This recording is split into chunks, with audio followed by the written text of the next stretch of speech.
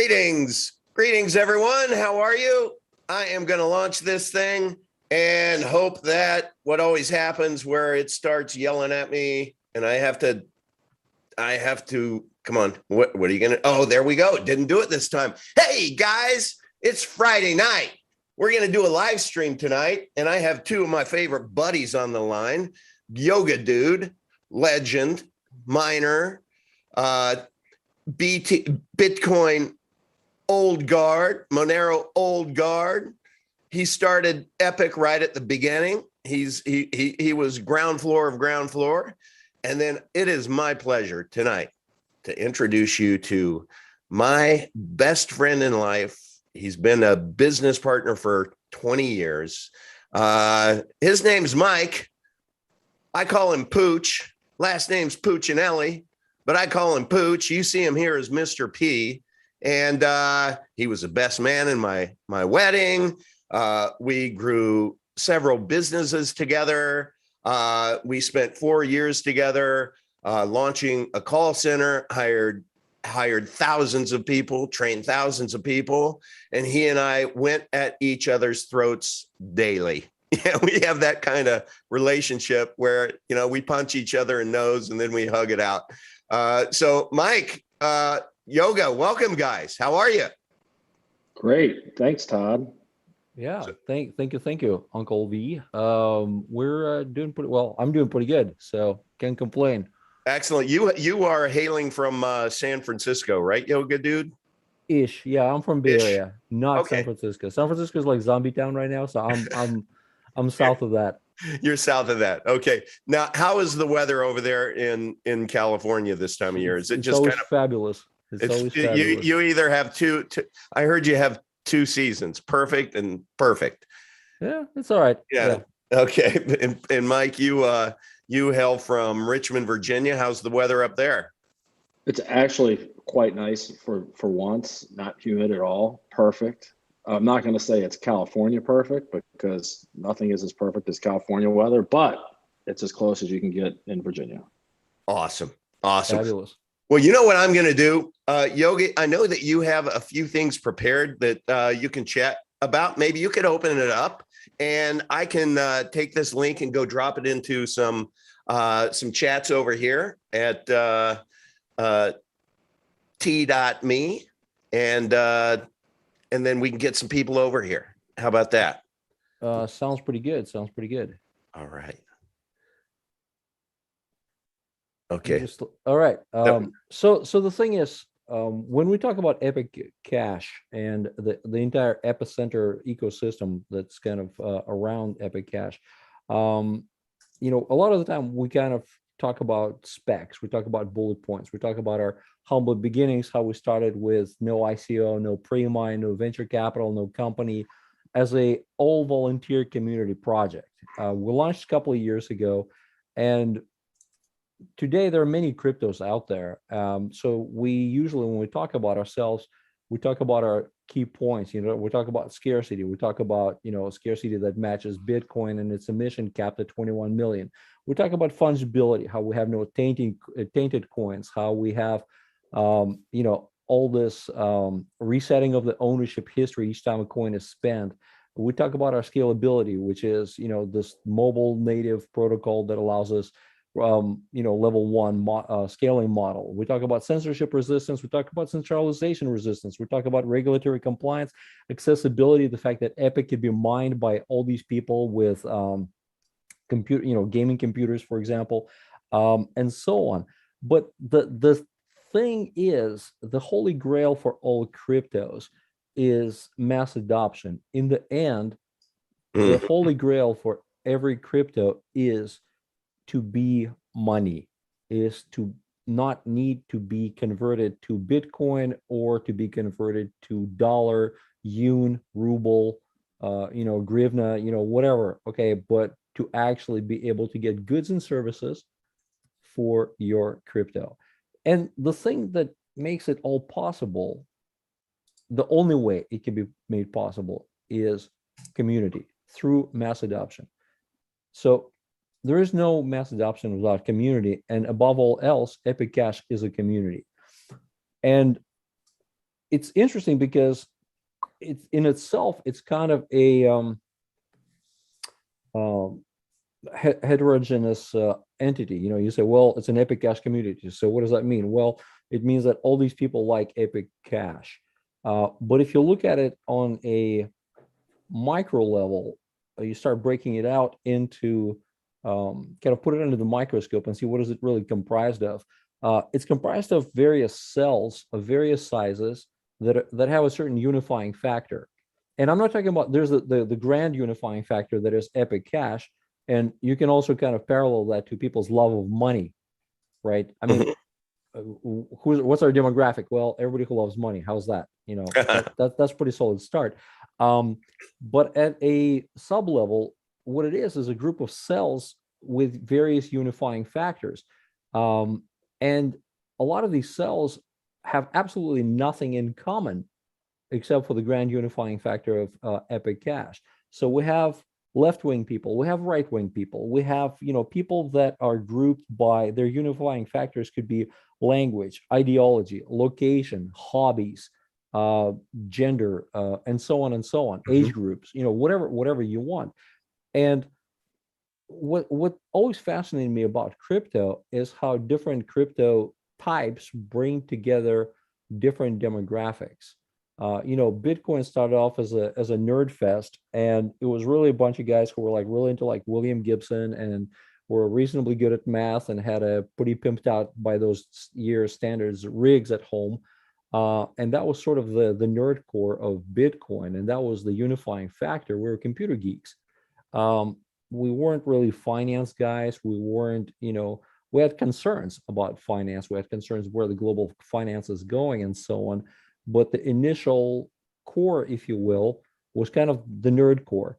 And later over the years, it kind of snowballed and a lot of other things added to it. And for good or bad, you know, there more influential subgroups appeared, and they started pulling the blanket sort of to their side of the bed.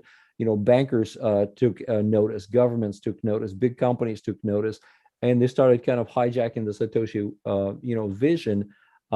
Because as it turned out, something that we didn't even think about in the very beginning, in the first couple of years of Bitcoin, is the fact that Bitcoin has no privacy.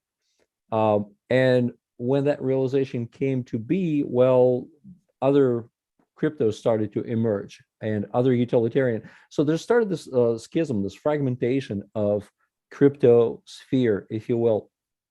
And in case of Epic, all of these groups can peacefully coexist. We have some groups that have some overlaps. You know, you have kind of cell unifying factor of, let's say you have Christian group, okay, let's say within which you have, you know, different types of Christianity.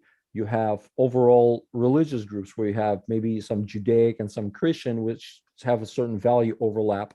You have anarchists on the other hand, and then you have capitalists on the other hand. But then there's a small overlap where you have, you know, anarcho-capitalists. You know, you have agnostics, you have conspiracy guys, you have flat Earth guys, you have, you know, astronomers, astrologists, you have, you know, English majors, et cetera, et cetera. You have people from Africa, you have people from Europe. We have a guy from, you know, from China who lives in Germany who speaks both languages. You know, so you start getting into this kind of the mass of humanity. And what we found out is that we don't override anybody's individuality. Epic is really agnostic when it comes to ideology. Epic doesn't care who holds it, just like money doesn't care who uses the money. I was going to say, if I could submit that, you know, the greed stuff doesn't really care who's walking around with it, right? Yep. No, that's great. It is a very diverse community. Mike, you're the part of the community that wants to make money, right? Let me just introduce you. So Mike, again, I shared that we have a long history, but Mike, your crypto career is relatively short, as is mine. I was just thinking about that earlier today, that I'm just 9 months in. To a year ago, I didn't even know what Bitcoin was. I mean, genuinely, authentically, it was just a name to me. Didn't know anything about it. And now I feel like, we're working on this with Epic Cash, that it's like Bitcoin perfected, and just boggles my mind. So Mike, why don't you enlighten us, give us a little inside baseball of, you're a businessman, you're the CEO of 2 portfolio companies for our macro company. So, pretty smart dude. And I kind of nudged you into crypto, but why don't you tell us a little bit about your adventure? Sure. Yeah. So I got started, I guess, about November of last year. Decided I needed to get into crypto because it just kind of made sense. And Gemini seemed to be like the easy thing to try, the easy button, right? The easy on ramp. And what I learned early on is that nothing's easy in crypto. Nothing is easy in crypto, right? And then you go to Gemini, you get your account. That wasn't even easy. You got to get approved. You have to figure out, I can just put some money in there and just get started. No, you had to wait. And then when you dig a little deeper, when you really want to get into it, Gemini puts like the handcuffs on you, and you can only do so much. Then you kind of get scared. So then you say, all right, what are you going to do? You got to go to Kraken, and not just Kraken, but Kraken Pro. So you can, get serious about it. Then what you realize is that even with Kraken, you can't get to all the stuff that everybody's talking about, right? So back to last November, Doge was starting to become big. It wasn't on Gemini at the time, at least when I first started, it wasn't. And as you start to get into it, right, you start learning about, well, where's this going, right? It's the same kind of thing you talked about, Uncle V, which is, what's the next great thing? Because if Bitcoin's not it, what is going to be the next great thing? And you do research, and the more research you do, you realize you just don't know anything. And you start going down this path, and you say, hey, I want to get into XRP. That could be the next great thing. And then you start going down this path of the trade ogre, right? We talked about that, you and I have. And it gets kind of scary. So then you take a step back, you put all this money into these different accounts, and you still can't get to what you want. So then you start just doing research, and you realize that it's just a huge adventure. And you literally, I spent probably, I don't even want to count the number of hours I spent trying to figure out how to get XRP. And then after that, it was, I kind of like where this is going, but there is a concern, and I want to get, understand this privacy thing. And R was kind of coming around, and have to get that. And you figured, okay, let me just go to Kraken and buy some R. Well, you can't just go to Kraken and buy some R, right? So then you figure out, you have to go to Gemini. No, you can't go to Gemini. Couldn't do that. And then you have to get a special wallet, right, to get the R. So you download all this stuff, and then you start saying, all right, well, how am I gonna decode this? Like, how am I gonna figure this out for myself? And so then you start going into CoinGecko, and I use the Coin Market Cap app quite a bit. You start researching things, and it's fascinating to me where this is headed. But for me, the big impetus was looking at what the US was doing with printing dollars left and right. And I was like, hey, I've got to think about the future, because I think the big inflation wave is going to come, and we're just printing funny money. I mean, at the end of the day, that's what the US is doing. So when you start reading all the bios on all these different coins, your head starts spinning, like, where do I go? And the nice thing about stumbling into Epic, from your recommendation, Uncle V, was that it's addressed most of the concerns that you would have if you were just going to put all your money into the mainstream coins, so to speak, right? And then with Epic, that actually, out of everything that we did, that was one of the easiest that I felt to, acquire, right? And the safest, like, you had to get money into Vite, you had to get onto the Vite app, and then just move money over and start buying it. And to me, when I read about it, I'm ecstatic. The only thing that disappoints me, to be honest, is that I think it's so great. It looks like it's the future for crypto money, if you will. For me, it is. And it's frustrating when I go out and I talk to people who are like myself, right, that are accomplished business people that are trying to get into the space. And they call me up and say, hey, did you buy baby Doge? And I'm like, no, I didn't buy baby Doge. And then yoga, you're laughing, but I don't know if you've tried. No, man, buy I'm laughing Baby for a Doge. different reason. I'll share later, but I'm with you 100%. But that's almost impossible to buy. You know, I'm going to Binance, I'm going to a MetaMask, I'm doing all these different things, and I still, at the end of the day, never ended up buying Baby Doge. I was going to do it just for the sport of it, but it's the wild, wild west. And for people that want to do the right thing with their money, it's just not an easy process. What I liked about Epic was once you figured out what Epic was about and you got the Vite app going, to me, it was pretty straightforward and pretty easy. I'm very excited about it. I wish that I didn't have to explain Epic so much to people, because when everybody calls me saying, hey, did you buy this? Did you buy that? And I'm like, well, no, but this is what you should be buying. And then they come back and ask you all these questions because, quite honestly, nobody's heard of Epic.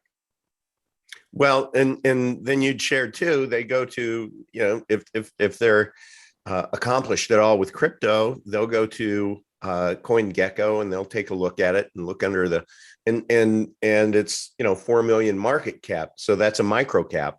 And that can, you know, get people really, really excited that, wow, you know, this is an undiscovered coin, it seems, or it can scare them away. Like, yeah, call me when you grow up type thing.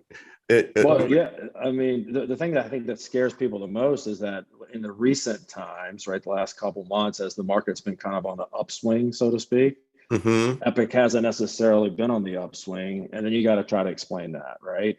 Yeah, you know, yoga is like expert at all of this stuff, and I know yoga with you and Max. You've been at this so long, you can take a look at price, and you know, you don't even sweat it at all.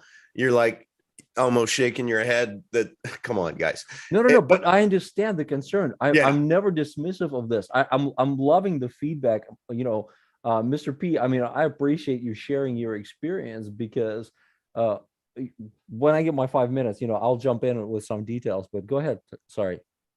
Sure. It's you know, it's like, it's one of these things to where when it's like, I've been involved with this Epic Cash so long, and I know more than most about it. And I swear I'm all in, man. I'm all in. As Pooch knows, you know, I've spent my mornings getting out of other positions, and I'm just acquiring more and more and more Epic, because never, ever, ever again in my life am I going to be able to buy Epic at 30 cents. I think there's going to be a day when I'm going to say never, never before in my life am I going to be able to buy Epic at 30 bucks, and so on. So I see the future. I understand the coin, I understand the project, and I understand the design behind it. But you know, to me, it's like, it is an undiscovered coin. So, Mike, would you mind sharing, let's give Yoga his bit of time to respond. But I do want to pick up. You are the CEO of one of our companies, and you have an interesting story, if you don't mind sharing it, about Five9, a competitor that I think relates to Epic in a weird kind of way. But Yoga, I didn't want to just bulldoze into that. So, but you were laughing earlier about Baby Doge. Just Baby Doge. Just kind of roll the clock back a little bit, you know, guys. The exchange thing and all these different things. You know, when Bitcoin finally started getting any kind of a value, where like instead of just tipping people for jokes with Bitcoin, we started, you know, realizing that, oh my God, it has value, and it hit like $100, and everybody's like, holy crap, it's like, it's worth a Franklin, you know? Wow. And there's no real exchanges or anything like that. So the idea was like organically, you know, we had these like over the counter things where people who were total like cyber freaks or whatever you call it, people would meet like at Phil's Coffee in Palo Alto, you know, and do like over the counter, like literally over the counter, real P to P. Let me slide you some cash. You know, people bring in laptops, you know, and swap it. You know, years later they were doing the same thing with Monero, which was like next level stuff. But the thing that materialized with Bitcoin, for example, I remember when Bitcoin hit 10K for the first time, and people were using this like local Bitcoin or some of these other services, and they would go to the coffee shop and they would, sell a Bitcoin for 10 grand to Wow. to an undercover federal agent. Why was it illegal? Because it is a 10K cash transaction without KYC or AMA. And here's the kicker. Wow. They did the transfer. You have the address. You can see how much the guy had and who he sold it to previously. So that means you have somebody who is operating as an unlicensed, typically non-tax paying coffee enthusiast hawking Bitcoin over the counter for cash. Wow. So and so on and so use the rest of your imagination on that. Okay. Yeah. So there was that angle. You talk about like how hard it is to buy baby Doge. When Doge came out, we called it, some of us nerds called it doggy because, well, Shiba Inu mascot, so we just called it doggy. And it was impossible to get. It was just stupid, funny. It was a joke. Yeah. But it was very easy to mine. So we threw our miners, we pointed our mining rigs at it, and we started cranking it. In fact, just not too long ago when it was at 32 cents, I found an old hard drive. I had like 5,000 bucks worth of Doge on it. That's awesome. I flushed it immediately, but it's just, we didn't really care about it. It was just it was a fun thing. When there's an opportunity to send some guy to Olympics, by selling, metric ton of Doge, we just pitched in and funded some guy to go to the Olympics because that was a use case. That was just right. The fact that you can actually do something, you can move something in the real world with this stuff was neat, for lack of a better word. Yeah. So the approach was different, but the acquisition was never really easy. And then there was these other cases where you come across some place that has a very nice, friendly user interface, and it's actually appears to be pretty good, and you start using it and you put a bunch of Bitcoin in it, and then they shut down, and the place is called Megox. And so you're out of your hard-earned Bitcoin and so on. And a lot of people, a lot of us lost, money on we got goxed, so there's so there's never, whenever there's crypto, there's always, and you talk about Kraken, today Kraken is this like finely tuned, finely polished machine. It was a skanky dumpster fire when it first started. That was very slow, very buggy. It would cancel transactions. It would, things would take an hour to execute.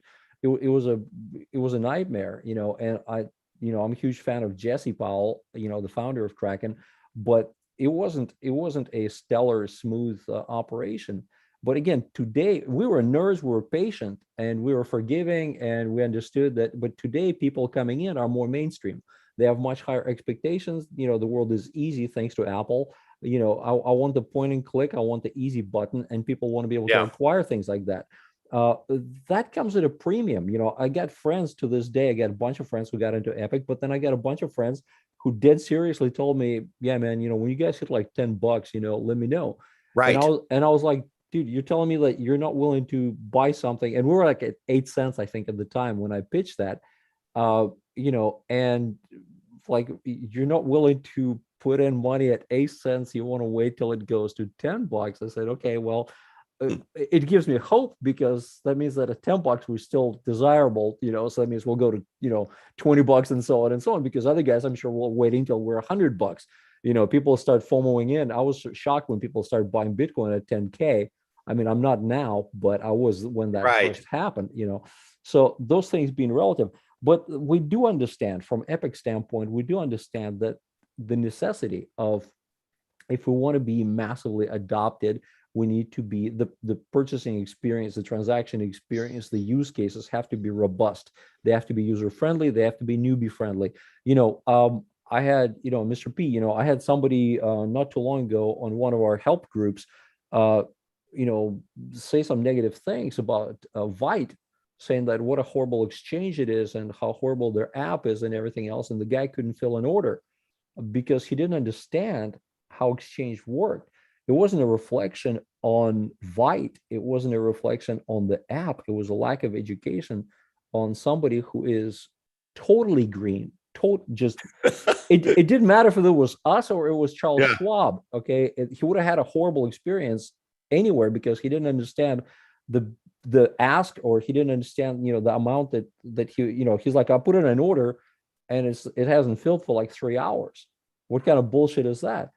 I mean, it would be like me going Can I interrupt here and tell you Sure. that on Monday when I decided, it's like I had this epiphany over the weekend, and I'm like, what the hell am I doing in all of these different positions when I know better, when I know that Epic Cash is never going to be 30 cents. And so I sent some BTC over to Vite, and I went through the process. It had been so long that I used it, and the first time I had help going through it.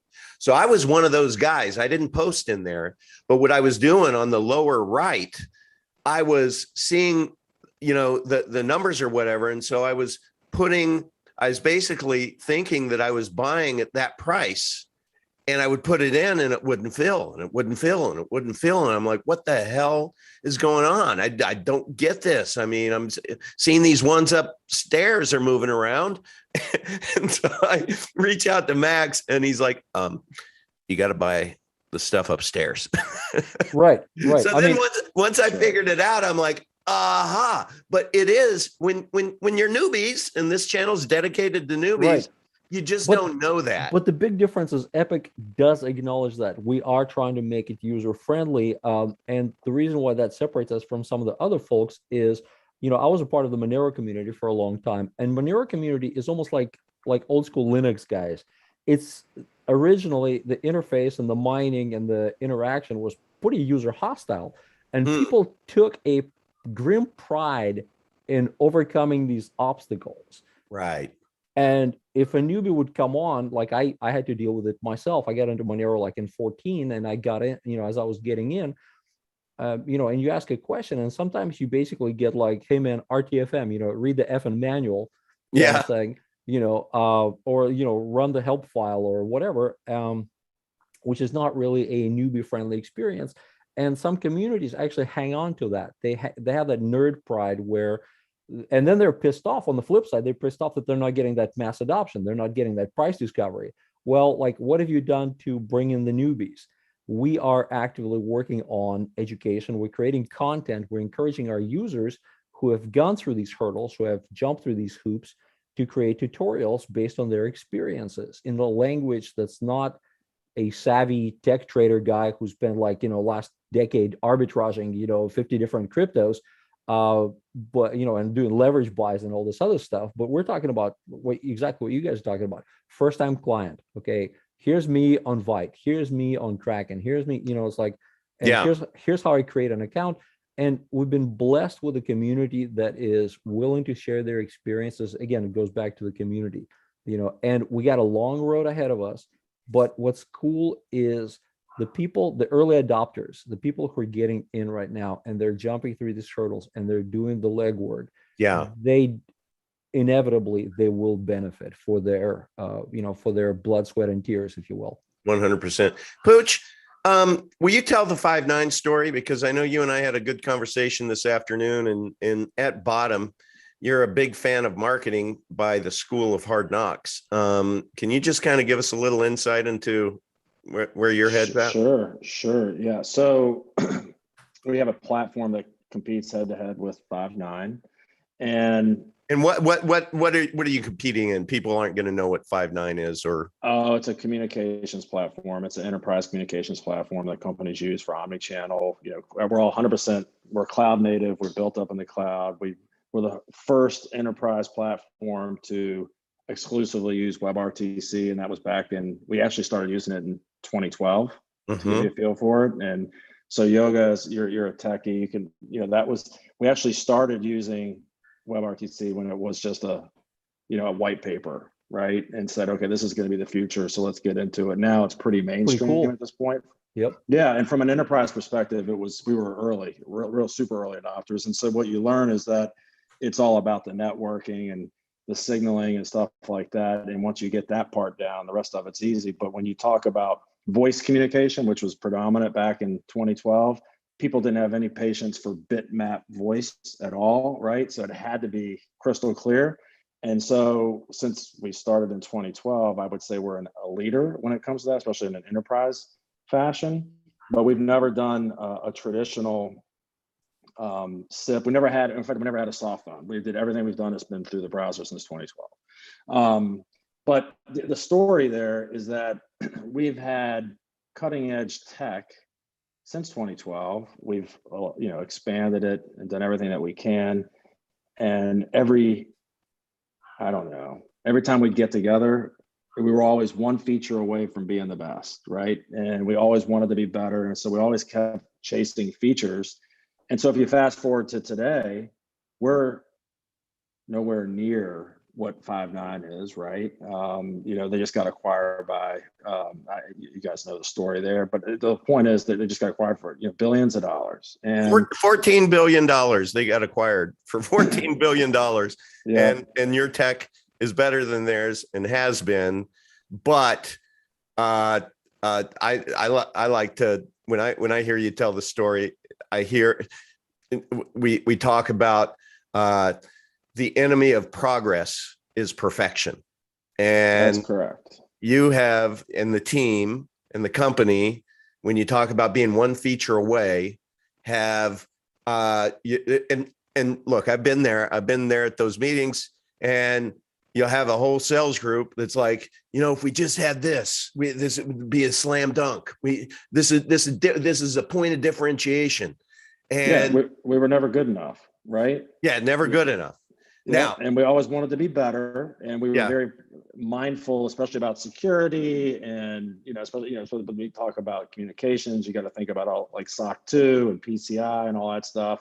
But you always want to be better, and you always want to be very careful, and you start chasing that, going down that path, and it's a never-ending quest, right? And the lesson learned is Five9 didn't have the best technology at all, but they just went out and aggressively marketed it, and look at the results, right? And we spent no money on marketing, and all of our money and all of our time and all of our energy and all of our developer talent just perfecting our craft. And we're still, we're not even a pimple on, the face of Five9, if you will. But, you go and you pay Gartner a whole bunch of money to evaluate your platform, and they come back and say, you're just as good as they are. Just better. Look at sales.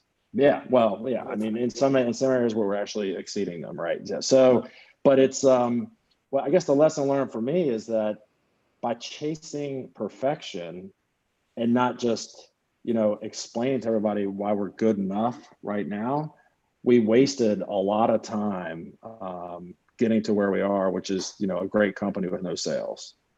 Yeah, and so you were talking to me earlier that if there's anything you could impart upon the Epic Cash team, it is invest in marketing. Everything. So when people start talking about the next version or the wallets, or if it does this, and I know you're also in the Telegram chat, and you look and stuff, and what brought this all up is you're saying, like, it seems people are saying that when the wallet comes out, it's kind of a big one.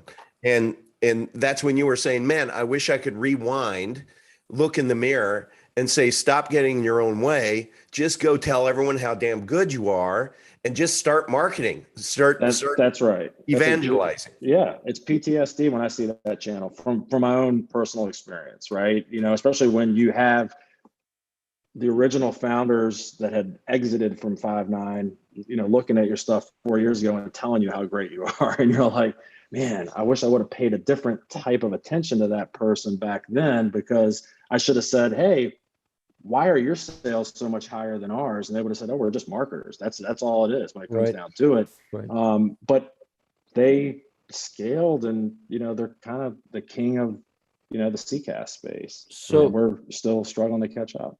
Yep. So I appreciate, this is very poignant and very apt feedback. And it is actually one of the things that I'm painfully aware of, because my background is business development, and I worked a big chunk of my career in retail.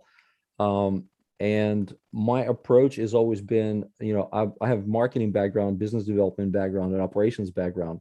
And it's the min-maxing of those things where you have to pull the trigger. You have to pull the trigger at a certain point, because you'll never, ever stop chasing features. and then you'll be late to market. And with Epic, because we started very deliberately, we started as a, no VC, no ICO, no pre-mine. We started to be as future-proof in terms of regulatory compliance as possible. We started as a grassroots, like a completely grassroots movement. And on one hand, I fully acknowledge and appreciate the magnitude that marketing brings. On the other hand, I do understand how good the product has to be worthy of adoption. One of the things we spend a lot of time on, and I think we've been pretty successful, is building something that mitigates marketing, and that is the culture, the Epic community culture. We have people that have been with us since the beginning. We have new people that are understanding our value proposition, that are joining the project as it evolves. And once people discover what Epic is, how it enables, it's an opportunity enabler. It's not just money, but it's an actual opportunity enabler that is unstoppable. It is private property that cannot be confiscated, on all those other cool things wrapped together. You have that word of mouth marketing. You have the best organic marketing, that you can't buy with money. But on the flip side of that, the problem that I always had with excessive marketing, I know a lot of people are actually very dismissive of marketing, because they basically say, well, if you're good at marketing, basically just means that you know how to bullshit people into selling them stuff that they don't need. And I always balked at that definition when I was in marketing, because I always viewed my job as a translator. Marketing is you translate engineering gobbledygook into meaningful sound bites that people understand, how those sound bites solve their needs, their daily needs, their problems, and so on. So to me, my job, I always thought that it was more about explaining the feature set rather than trying to run ahead of production. And when I launched Epic Fund Me as a use case, I'll admit right now, it's a pretty ugly implementation, but I didn't pre-announce it. We didn't market it. We just basically, it was about 5 weeks worth of coding and about 2 weeks worth of debugging, and just launched it and said, hey guys, here it is, play with it, beat on it. It's still in beta, like Google was in beta for years. But we went to we came to market with a product and we put it out. I pulled the trigger. Okay. And then we've gotten thousands of epics of monetization from the community to people who are supporting the project. So to me, it's a successful undertaking. Going forward, we will be, especially with ECR coming out, we will be focusing much more on marketing, especially once we achieve a couple of software milestones like V3 and a couple of follow-up things. And the rest of it is post those points, we'll shift the graphic more into a marketing awareness creative channel, because we definitely understand the importance of marketing. But on the flip side, you don't want to oversell and then have people that experience that anticipation and then run behind and not being able to deliver. And then people are saying like, well, you promised this, where is it? You promised that, where is that? And also at some point it gets built into the price without really impacting. If it's an expectation, it gets built into the price, maybe 10 cents on a dollar. If it's a deliverable, it gets, it affects the price at a much higher magnitude. So you lose the impact of the achievement by excessively or aggressively pre-selling it through marketing, rather than just whipping it out when it's good and ready and say, hey guys, check this out.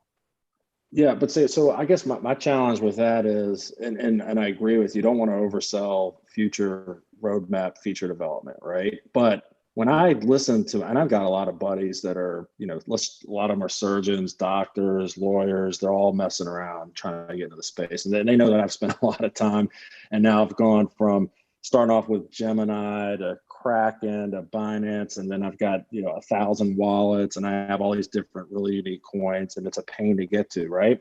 But the bottom line is, when they call and they say, hey, did you buy Baby Doge? Tell me how to buy Baby Doge. And I'm like, dude, just go buy Epic.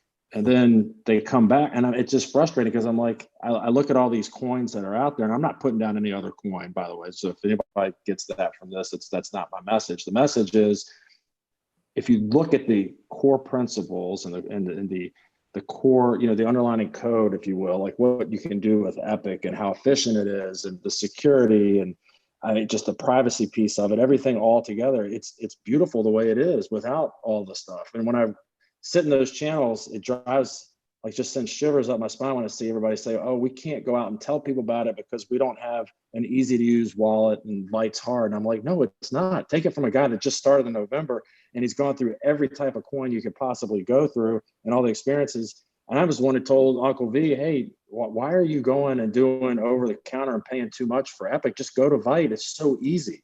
The Vite app, actually, to me, and I might just be a weird dude, so just take that for what it's worth, but the Vite app on my mobile phone, that's where I buy everything for all my Epic. I agree with you. And it's easier than Kraken Pro. Like, I have to tell you, this morning is tough. I hate Kraken Pro. This week, every morning I bought a little more Epic, and I actually did it over coffee, and I had a ball. It was like these dopamine hits. Just being able to sit there, click them off, right? You click them off. I mean, I picked up some Epic at 24 freaking cents on Monday, and I'm this is never going to be this low again. And when I sorry for interrupting because I got to leave soon, but I guess my point is, it's frustrating that there's just no awareness about Epic, because I see how good it can be, especially when you get into it, you start sending coins from here to there, you start exchanging stuff. I mean, the gas fees alone will kill you. I mean, Todd, you know, I've gotten killed several times with that, right? Yes. And I look at Epic and I'm like, it's so efficient, it's so much quicker, and everything happens so much faster, and it's cheaper, right? So you're like, this just makes more sense. And that kind of goes back to the core principles of what Epic is about. And I just hate having to try to explain that to everybody. And then when they go and they do their own research, then they come back, the first thing they come back with is, well, that's great, but it's gone down while everything else is going up. Like, what does that mean? I'm like, just count yourself lucky and go and buy it now. But it's just frustrating that we have to explain ourselves. Why is that dynamic? Yoga, can you help explain price discovery then with this? Because that does boggle my mind too. It's like ever since I've gotten into it, it's like there's so much energy in this, and I just don't understand the rationale of why it would ever go back, especially when everything is. Well, they're miners. So guys, look, they're miners. Okay, there are a lot of credit card miners, what I call them credit card miners. Okay, and those are the guys maybe in Russia, maybe in China, and they don't even know they're mining and selling Epic Cash. I mean, to that point, they do. But what they do is they go and they see what's profitable to mine today. They throw their, gigahashes at it. And then they'll, at the end of the day or at the end of the week or whatever, they liquidate. They look at the price of electricity. A lot of them have free electricity because they're, stealing it. And their equipment is amortized already, so they don't need to pay for that, but they have other expenses. So they dump onto the market. And if the market doesn't have the volume to soak it up, the price will drop. It's simple as that. Because they're not sensitive to how much it costs to mine it, because their costs of mining it are pretty cheap. Now, we have a halving coming up here in a few months, and that's going to make it, the scarcity belt is going to start tightening and tightening and tightening. So that's going to be one of the factors that will, drive the price up. The way I look at the pricing, I mean, I had one of the Russian miners who was one of the brighter guys. He's out in some Siberian boonies out there. And he was telling me that, he said, man, he was laughing about it. He's actually pretty good humor about it. He said, it's really depressing how much Epic I sold at 7 cents before I realized the value of the project. He said, I've been buying Epic at 30 cents after, selling it for a long time for 5 cents, 7 cents early on, so, and you kind of feel bad for this guy and you kind of don't, but on the flip side of that, the way I look at it, whenever the price drops and people freak out or somebody dumps,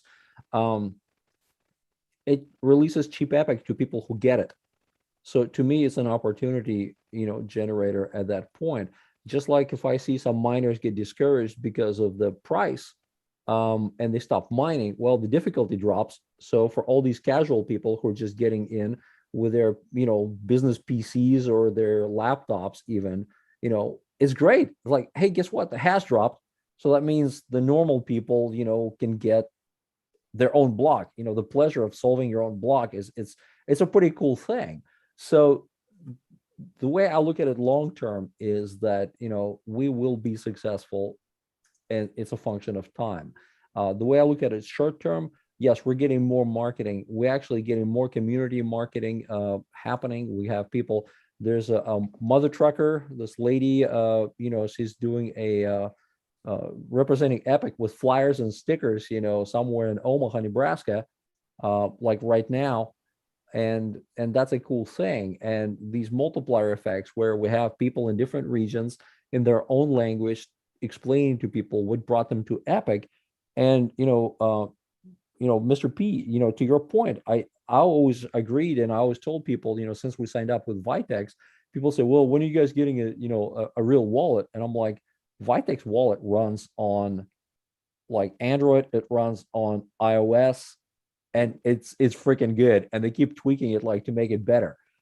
So I'm like, what's your beef, man? I mean, how many wallets do you need? This thing bangs. This is awesome.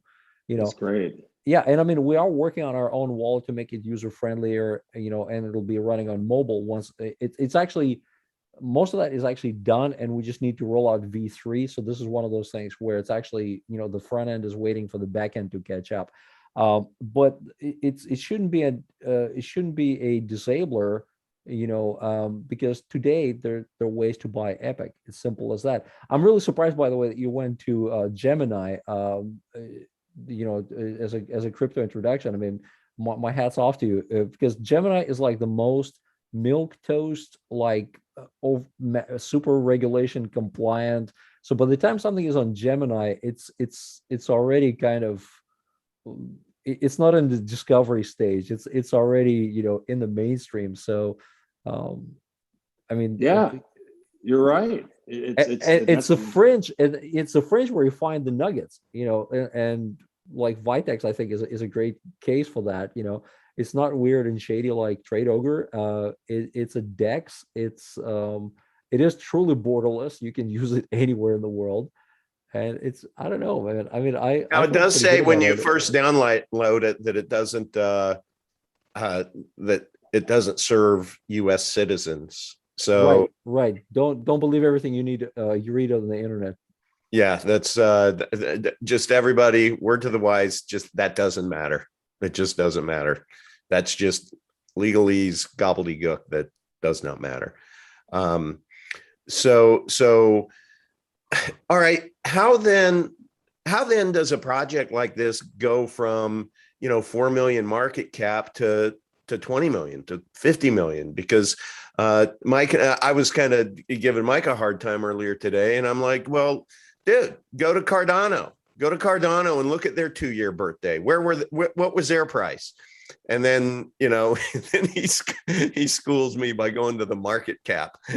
It's like, billions and a different animal. So it's like, it's not going into wind moon mode, but it's just trying to understand all of this, such a great project, but such a small market cap. What happens is, and we've seen this before, there are plenty of precedents around. What happens is there's a certain point in time where a project hits critical mass, is how I look at it, is how I call it. It happened with R, for example, with Pirate Chain, when they get picked up by another exchange, and they went from about the same price where we are to, $3, $5, $10, and so 15. on. Right. Although there was a massive sell-off, and they haven't touched that since. And this is also a concerning thing, where you don't want to be a product of a pump. You want to be a product of a lasting discovery. And I think for us, we're in negotiation with a couple of exchanges. I think once we add a couple of mainstream exchanges, that might be the trigger point. With V3 coming out, once we roll out V3 and enable some easier accessibility, that could be a trigger point. We are aggressively going after the gamer demographic. Once we actually get into the gamer demographic, that could be a trigger point. So there's all these different parallel avenues that are pursued, and there's more than what I just mentioned, that are being pursued, and really you get a chain reaction. It's that first million that's hard to make. Right. You get to that point, and then from there it starts rolling, and then you have, you can have a marketing budget, and you can have all these other things. And again, that's more of a launch platform, I think, a push-off point from Epic to like ECR, for example, because ECR will have different set of rules to play by than Epic, because Epic, again, from the get-go, had to be a grassroots, grassroots marketing, community marketing. So that it's not declared a security ultimately, and then Correct. They shut everything down. Correct. But at this point, through community participation, it is what it is. So it's the community that's actually promoting. It's the community that's actually, spreading the word, and so on. So the path continues, the product evolves, and the awareness builds to a point where, at some point, like we get, as I said, like I literally have friends who will buy it at $10 today. Yeah. So right. if it's $10, and I told them, I said, guys, if it makes you feel any better, I'll sell you a little bit at $10 today. I mean, let's set a precedent. But unfortunately, no, that's not how it works. But just look at Bitcoin, just look at other cryptos, that had that massive breakout. It's weird. People that wouldn't give a time of day at $1, lined up at $100 and went completely bonkers at 10 grand. So it's that we know that in crypto space, change happens very dramatically. And I think Epic is poised for greatness, based on our fundamentals and our community growth. Look, we've been around for 2 years. We shrugged off some attacks on our blockchain. We shrugged off some competitive pressure and so on. And yet here we are 2 years later with a growing community. We have feet on the ground in over 100 countries. I did, analysis of just nodes and miners. And I was shocked and pleasantly surprised that we're in 101 countries, 585 regions in the world. That's pretty darn cool. It's amazing. Epic Fund Me, traffic tripled since it started, so people are looking at it, people are beginning to do it, and utilize it. So again, that's growth. So at some point it just starts going hockey stick is what I see. Well, here's what I know. We're the only blockchain in the cryptoverse that decided to take Bitcoin on head on, right? And ours is the only tech team with the massive set of, let's call them cojones, to think that we could be better than Bitcoin. And I'm talking better by every measure. And they mean it. And we are the only cryptocurrency that has over-delivered by every measure on all fronts. Yet we are unknown. Enjoyed while it lasts. Yet. Yeah. Well, nobody knows about us yet. That's the frustrating thing, right? And I guess that's my point is when you look at the fundamentals, Yoga, to your point, the fundamentals are so strong. Everybody should just know about this at this point, right? Like it's like don't worry about P3. Let's not worry about the new wallet. It's so like, Mr. look, right. I hear you loud and clear, Mr. P. And I would ask people, when people ask me this question, and with you, I already know the answer. You've done your bit. But what I ask people is, that's all great, but what have you done to let the world know about it? Because mass adoption is communication, and you've spread the word. And maybe if a couple of more people spread the word as much as you have, you will hit that critical mass, because it's literally, that's all it is creating that level of awareness. Well, I challenge everyone out there who owns Epic to, like yesterday, I picked up my dog from the groomer, and before I picked him up, I sent a text saying, do you want your tip in Green Cash or Epic Cash? Because I had told her the last time I groomed, I said, I'll match this tip if you download Vite Wallet, follow these instructions on this video, which you can find down below, why I like Epic Cash and how to buy it. And if you send me your Vite address, I'll send you a tip equal to what I paid you in green cash today. So yesterday I asked, do you want green cash tip or Epic Cash tip? And it made my day that she said, oh, please, Epic Cash. And so I sent her Epic Cash tip. So I think all in all, probably by the next time she grooms Zammy, she'll probably have about 500 Epic. And I just sit here and think about that. I believe with all my heart that Epic Cash will one day, I think, easily be $1,000. And to me, that's low in my mind on where it ultimately could be. So when I think about my groomer having $500,000 to put her kids through college because I got her into Epic Cash and she trusted me, that makes me feel pretty good. So I challenge everybody out there, find one person this week to, whether it's somebody that you would tip or somebody that you would pay or somebody that you just want to be nice to, and send them the link on how to buy Epic Cash and just tell them, if you download this wallet and send me your Vite address, your Epic address, I'd like to send you some Epic Cash. And then you just get them into the game, right? And if everybody did that every week for the rest of the year, who owns Epic Cash, and just decided that you're going to give away 10 Epic Cash a week, right? 10 Epic Cash. I think we can all give up, $3, $4, $5 a week, but just find somebody, get in the game. What have you done to help increase the value of Epic Cash? And I'm talking about you. And when I point to you, I can see myself, because I have this thing where I can see myself like a teleprompter. So I'm pointing to myself. What have you done today to increase the value of Epic Cash? And so instead of people sitting back, ankle biting and talking about the price and all of this, let's just get the spectators off the field and play ball. And real quick, sorry.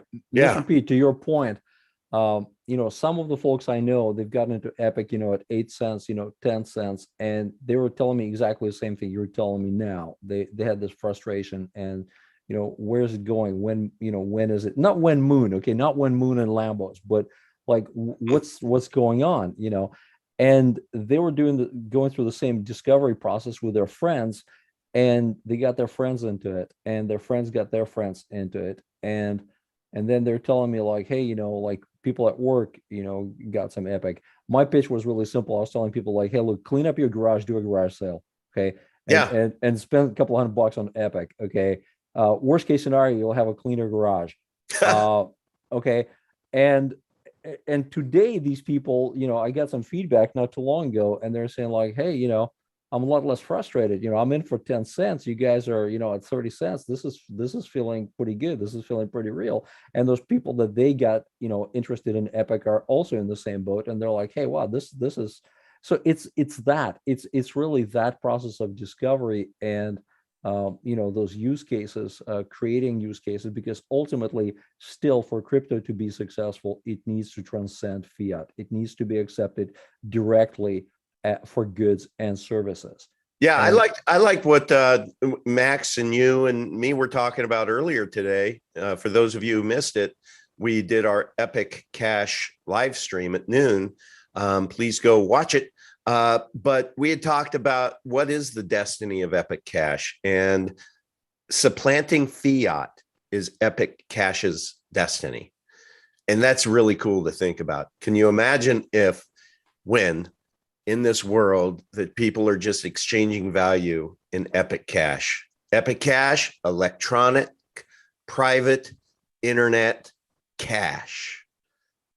If you've ever used Green Cash, you know how it works, to where you can have transactions with people and nobody's tracking that transaction. They can't track the Green Cash transactions, right? Well, Epic Cash is the same. Now, if you use Bitcoin or use other coins, you can be surveilled, but that's not Epic Cash. But avoiding surveillance isn't the feature. It isn't the hero of the story here. You know, it is just a feature of Epic Cash, that it's invisible Bitcoin, basically. Epic Cash is Bitcoin perfected, benefiting from 10 years of advanced technology, which is it's built into the design to create private, fast, almost feeless transactions that nobody can mess with, nobody can screw with, nobody can confiscate. It's yours. And it's the perfect store of value. And honestly, I believe with all my heart, Epic Cash is the future of money. And so I want to evangelize it now at 30 cents. And I invite you guys to do the same. If not anything else, just get people to watch this channel. You know, I'll have guests on and we'll keep doing our weekly thing. And I know the channel is dedicated to crypto newbies, but Monday morning, I woke up so enthused about Epic Cash. I was like, nah, man, it's turning into an Epic Cash channel, and I'm totally cool with that. Have you heard of a channel called Monero Talks? Well, that was just some enthusiasts who just became super enthused with Monero, and that became a huge channel. So I just want to evangelize Epic Cash and really pretty much nothing else. Just because I believe where this is going. Sorry for that long riff, but Mike, I know you got to go see your dad, and Yoga, I know that you had kind of a hard stop too. Have anything to say, either of you, before we wrap things up? I'm 100% on board, 100% sold. I just want everybody to understand that it's there and it's out there and it's available to them, especially all my buddies that own Teslas that all have Doge because they just worship Elon Musk. And I'm like, guys, get on board with Epic, right? And it's frustrating that we have to explain ourselves so much. That's the frustrating thing. You know, Mr. P, to make you feel better, I got a pretty large demographic of people connected to Tesla who are actually Epic holders. So we're in there, man. Right. That's great. We're fighting the good fight at Tesla. Yeah, and I'm telling you, the stuff we have, it just bugs me when I see everybody making excuses for why we can't promote it. Like, and I'm not talking about you guys, but in these channels, everybody's like, oh, the Vite wallet. I'm like, no, the Vite wallet, trust me, I'm a newbie, and the Vite wallet's not that difficult. It's just deal with it. Just go. Just push it out there, because the fundamentals are so strong that when somebody buys into it, they're not going to be let down. They're just going to want to get more and more and more. So we just got to do our part and keep pushing. And I'm here to push and do whatever I can. And I'm excited to be on board. That's awesome. That's awesome. All right, man. Well, thank you, everyone in the chat. Appreciate you coming here. Epic at Tesla. Yeah, says Tesla Mogul. You guys are great. Thanks for showing up. And Mike, enjoy the weekend. Yoga, enjoy the weekend. Really appreciate you both.